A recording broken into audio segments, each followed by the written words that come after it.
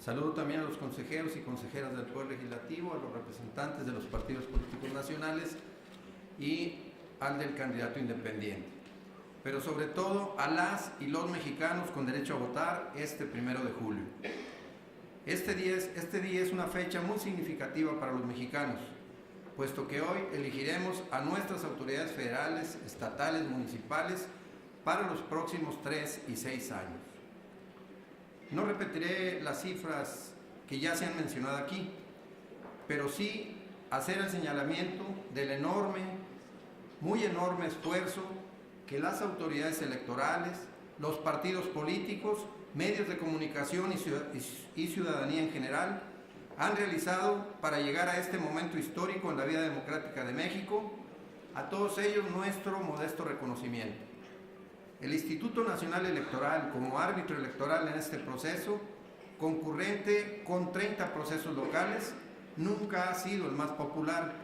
Desde la reforma de 2014, advertimos una serie de atribuciones que nos parecieron excesivas y que desbordaba en sobreregulaciones administrativas, organizativas, de capacitación y sobre todo en materia de fiscalización. Aunque no debemos de dejar por un lado la selección y posterior elección de los consejeros de los 32 OPLES por parte de este instituto, aduciendo la falsa premisa de quitarles esa potestad a los gobernadores de los estados y así evitar vicios desde la elección. Y ya ven, el tiempo nos dio la razón. De aquel Instituto Federal Electoral que organizó las elecciones de 2006, donde la participación ciudadana fue del 63%, y donde la diferencia entre el candidato del PAN en relación con el candidato Andrés Manuel López Obrador, postulado por los partidos del Trabajo, de la Revolución Democrática y en aquel entonces Convergencia, en aquella coalición denominada Por el bien de todos, primero los pobres, fue apenas del 0.58%, donde la intervención fáctica del gobierno, con desafueros facciosos de las dos fuerzas políticas representadas en el Poder Legislativo, y que hoy se posicionan en un segundo y un tercer lugar en las encuestas, solo lograron avivar el reclamo popular de democracia y cambio. La autoridad electoral de aquel entonces permitió una campaña negra sobre nuestro candidato Andrés Manuel López Obrador como un supuesto peligro para México. Las omisiones también son complicidades. Un descrédito de la autoridad electoral que no pudo o no quiso ver lo evidente, pues el fraude ya se había consumado. Mas no nuestra lucha por reivindicar los valores democráticos y un movimiento de defensa del voto ciudadano con la consigna voto por voto, casilla por casilla, que fueron nuestros estandartes de lucha. Pasando por las elecciones de 2012, donde nuevamente el árbitro electoral debió de actuar de manera decisiva, pero esto no fue así. Ya se veía venir que desde uno de los estados con mayor corporativismo y coacción del voto, utilizando los programas sociales y con la complicidad de los poderes fácticos, se construía una candidatura de estado. Me refiero al Estado de México. En esas elecciones participó en la contienda electoral Andrés Manuel López Obrador, nuevamente apoyado por los partidos del Trabajo, de la Revolución Democrática y del Movimiento Ciudadano, en una coalición denominada Movimiento Progresista. Pero en esa ocasión, los dados del juego electoral estaban ya cargados desde un inicio. Un ejemplo fue la compra de conciencias y coacción del voto que se reflejó en el denominado caso Monex. La autoridad administrativa de aquel entonces no vio ni escuchó nuestros reclamos y más aún la autoridad jurisdiccional avaló la elección. Y de todo ello pueden dar testimonio 3 consejeros que aún permanecen sentados en esta mesa.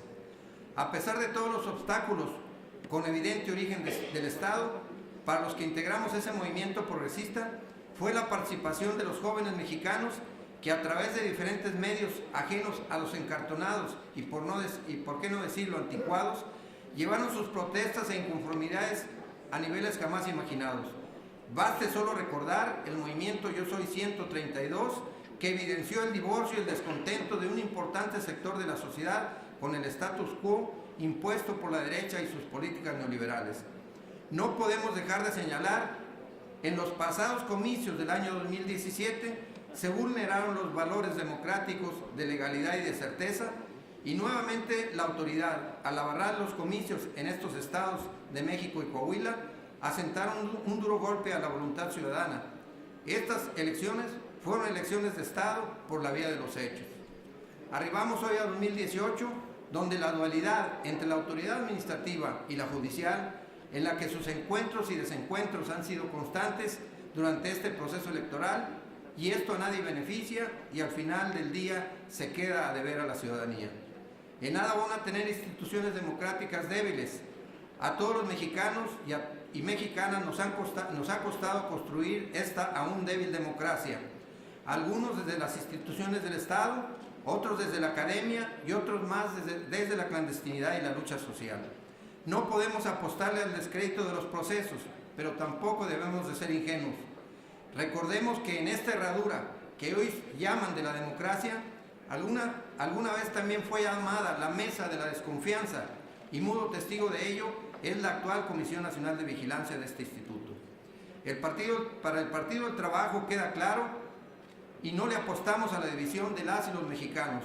Creemos y estamos convencidos de que con la participación de todos, al salir a votar, logremos inscribir el inicio de un capítulo nuevo para México, en el que nuestras familias podrán pensar en un futuro con paz y prosperidad, y en que la corrupción y la impunidad no tengan cabida. A las y a los funcionarios electorales, a los del servicio profesional, a los vocales ejecutivos, a las y los capacitadores y supervisores electorales, los exhortamos a hacer su trabajo con apego estricto a derecho. No podemos ni debemos permitir que el lucro de las necesidades personales los orille a apartarse de los valores democráticos. En este llamado incluimos a los mexicanos y mexicanas que fungirán como funcionarios en las más de 150,000 mesas directivas de casilla a lo largo y ancho de nuestro país. A los 9 partidos políticos nacionales, incluyendo al Partido del Trabajo y a las 3 coaliciones registradas en este instituto y a la candidatura independiente, también los invitamos a conducirnos con legalidad durante esta jornada electoral. Creo y estoy convencido de ello, que el sistema de partidos políticos no se ha agotado, como algunos, por la vía de la repetición, quisieron hacer creer. Tan es así que lo refleja el padrón de afiliados de los partidos políticos aquí representados. A lo largo de las campañas electorales, fuimos testigos de la cobertura de los medios de comunicación de las campañas federales y locales. No podemos sustraernos de que algunos medios, y repito, algunos medios, no se comportaron a la altura de las circunstancias y el reto que significaba este proceso electoral. Lo anterior con coberturas noticiosas parciales y de plano con cierto sesgo informativo. Por su atención, muchas gracias, consejero presidente. Al contrario, muchas gracias a usted, señor representante.